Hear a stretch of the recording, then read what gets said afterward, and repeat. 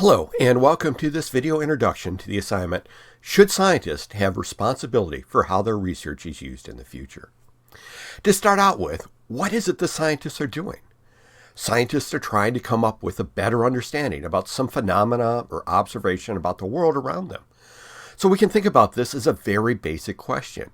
Is science, as the pursuit of knowledge, ethically neutral? Is the knowledge gained neither good nor bad, because it is basically greater understanding, greater knowledge, and greater insight about what is going on in the world around us? K. Redfield Jamison, an American clinical psychologist working at Johns Hopkins, has a quote in one of her books. "The pursuit of knowledge is an intoxicant, a lure that scientists and explorers have known from ancient times.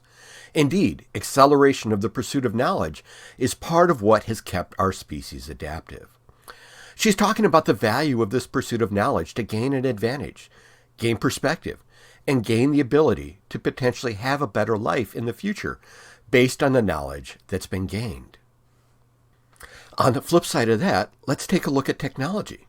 Technology is the application of knowledge. Therefore, is technology then potentially good or evil depending upon how it's used? This is the mad scientist trope that has been used in novels and movies in recent history, and probably stories going out much longer than we could ever realize. Basically, is all knowledge good, but the application, that's what we need to be careful with. The application, the actual use of the knowledge, could be used to provide an advantage for some people, but it could be used to provide a disadvantage potentially to others. Is it potentially good or evil as we're applying it? This is not just a recent consideration. In Abrahamic religions, such as the Christian Bible, in Genesis, talks about the pursuit of knowledge. Adam and Eve are forbidden to eat from the tree of knowledge of good and evil. The serpent tempts Eve by telling her that if she eats the fruit, her eyes shall be opened, and she shall be as gods, knowing good and evil. And we know how that story ends. In Greek mythology, the first woman on earth, Pandora, received a gift from the gods in a box that she was told she couldn't open. But according to the story, curiosity got the better of her. She was interested in gaining knowledge, interested in learning what was in the box, and potentially what that information in the box could provide. When she opened the box, she released illness, hardship, and evil spirits, unleashing them on humanity across the world according to that story. And again, as she fiercely tried to close the box, she just couldn't get it closed before the last thing escaped. And according to the story, the myth of Pandora, she trapped hope inside. Now, how about we take a look at this kind of thing in reality? The Manhattan Project, to develop the atomic bomb during World War II, you can look at this as a huge catastrophic event, a huge potential for destruction used in wartime. Essentially, the argument was made at the time that this would save lives. Not so much the people near the bomb that was dropped, but it would save the lives and end the war earlier than could have been expected, reducing the overall suffering.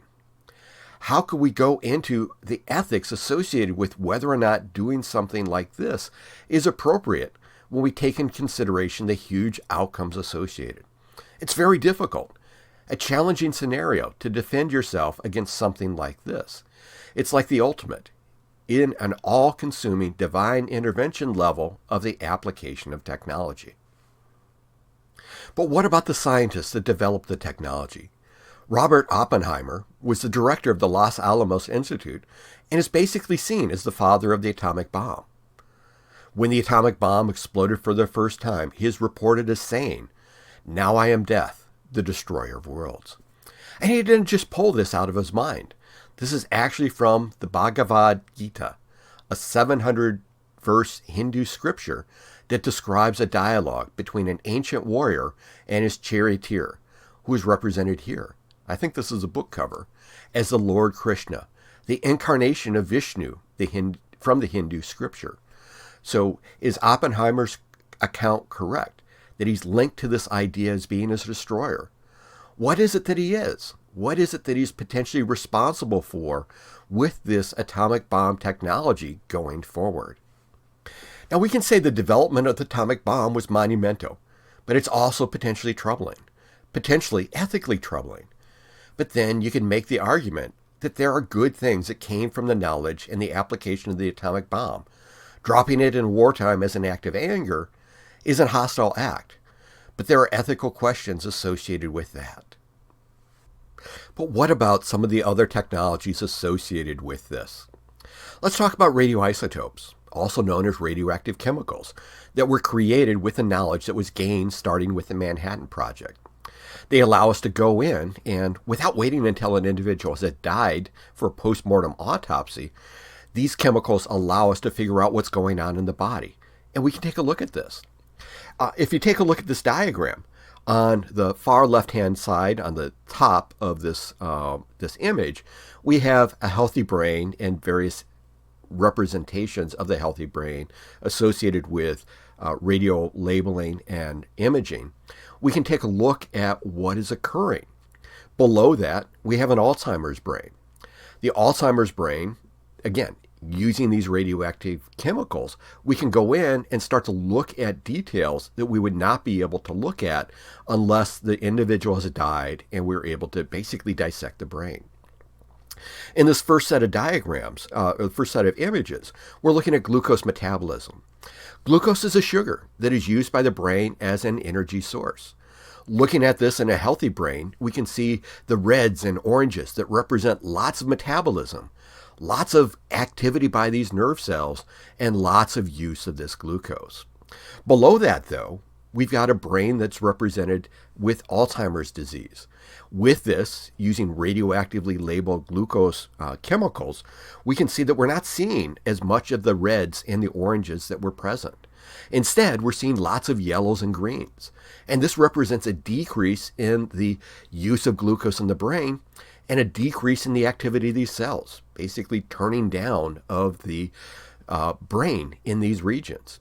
So this is a good diagnostic feature that we can use to pick up early onset Alzheimer's disease and track the disease. Now, it's just not just to look at glucose. We can look at other things as well. We can take a look at the accumulation of chemicals within the brain that are associated with Alzheimer's disease. The tau protein that is accumulated in a patient with Alzheimer's disease, basically you don't see a whole lot of that in a healthy individual, but down here in a patient with Alzheimer's disease, in this case, the reds and the yellows and the greens represent much higher levels of this tau protein within the brain. So these radioisotopes allow us then to look inside of the body and be able to understand what is going on to improve diagnosis, to improve treatment, and tracking of the disease. Radiation is used in nuclear medicine in the treatment of cancer. The idea is that radiation can damage cells and kill cells. So if we can target the cells that are dividing, those cancerous cells, you can specifically attack those cancerous cells and kill them. If we take a look at this article from the Medical Center in Texas, they talk about a systemic therapy where you can treat the cancer-killing cells and radioactivity by using it with an IV. More recently, they've been able to look at a more focused radiation beam that could specifically attack cells without potentially damaging neighboring cells and the other cells in the body that could be affected by this. So again, is this a good use of the same type of technology that resulted in the atomic bomb dropped in Hiroshima? And finally, again, nuclear power is incredibly controversial in and of itself, but nuclear power is a possibility to rise in technology, the knowledge and the application of the Manhattan Project. It's still challenged as an alternative energy source, but we can take a look at this. This is from Berks County, the cooling towers of the Limerick Nuclear Power Plant in Berks County, Pennsylvania. And so with this example, we know that we can take a look at, we got pretty flowers in the foreground and a nice landscape, but in the background, we've got a nuclear power plant that is trying to blend into this area. Are people that developed the atomic bomb responsible for how that knowledge is going to be used? Now, in support of this discussion, I've got a reading for you from the World Health Organization Bulletin on the governance of dual-use research basically looking at research that can have good applications and bad applications, and could be kind of beneficial and as well as detrimental. And so we're looking at this as an ethical dilemma. Now, this article is still about 10 years old now at this point, but it's good introduction to the concepts that I'm trying to present with this exercise. So the question in this activity is, should scientists have a responsibility for how their research is used in the future? In order to consider this, we must think about some various sub-questions to this. Are there areas of scientific research that should be prohibited because of the danger that they could pose in the future? Does it matter if the adverse event is easily predictable, or if it is something that is possible but very unlikely? Does it matter if the research is to be restricted? Who should make that decision on what type of research is permissible and what type of research is too dangerous to undertake? For this assignment, we're going to try something new. Instead of giving a standard kind of generic oral presentation, what I want you to do is to prepare a public comment. And so first off, we have to define what a public comment is. What you can see, an example here on the slides, where the feds are seeking public input on a Beacon Wind offshore project from February 2024. Basically, a public comment period is an opportunity for members of the general public to give feedback to governments, legislatures who are thinking about passing new laws, or local government agencies that are looking at creating rules or guidelines for something, or in this case, information about a wind project offshore. And so what we're looking at with this is your opportunity to provide input into a decision on a rule or a law or an application that is going to be occurring. So in your public comment, I'm going to be looking at a couple different things. And so in the public comment, you're going to start out with a brief, concise introduction. And so you acknowledge the intended audience. So in this case, you're going to be good afternoon, Dr. Hoffman. Introduce yourself. So in this case, my name is, state your name. I'm a member of the class of whatever your class is, completing a major in blank. And so that gives the audience kind of an introduction as to who you are. But then the next thing is going to be to give a clear statement on your position. I'm here today to talk about or bring your attention to, speak in support of, speak against the desired topic or position. And so for this one, it is going to be, should scientists be responsible for the future uses of their knowledge and technology? Now, in order to make a compelling argument in support of your point, you need to provide some substantive information, and so comments supported by evidence. And so in your public comment video, what I'm going to be looking at is, can you define what the issue is? Why does it matter? Who does it affect? And specifically, what do you want the listener to do? And so within this, provide some basic relevant facts to demonstrate that you're making an informed position rather than an emotional plea.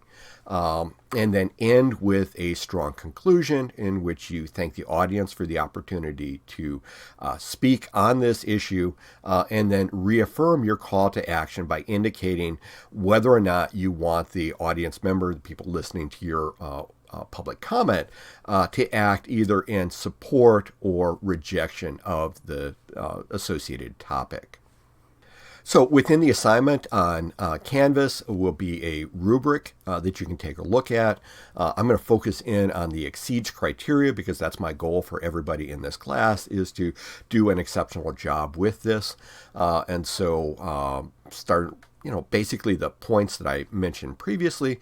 So a brief and concise introduction where you address the audience and identify yourself. Clearly state your position in support or against the topic. And so clearly stating that. Providing strong, relevant facts or examples that are directly related to your topic. And then giving a clear explanation about how those facts that you're providing, the examples that you're providing, support your position for either supporting or refuting, supporting your position or refuting the opposing position. Finally, end with a strong concluding statement that reaffirms your position, and then kind of the extras associated with an oral presentation, taking a look at the delivery, and so ideally your voice being strong and confident with a limited number of the filler words like and ah. And the goal is that this video presentation of your public comment is going to be on the range of about 1.5 to 2.5 minutes long. If it's much shorter or much longer than that, again, you're going to lose some points for that. So aim for a specific duration of your talk. And again, this is relevant because if you were giving a public comment in a open forum, they're going to have rules in place where you're only allowed to speak for a specific period of time. And so you want to be able to use that period of time effectively. Okay, so thank you for listening to this introduction to this assignment. As always, if you have any question at all, please do not hesitate to reach out to me. Thank you and have a great day.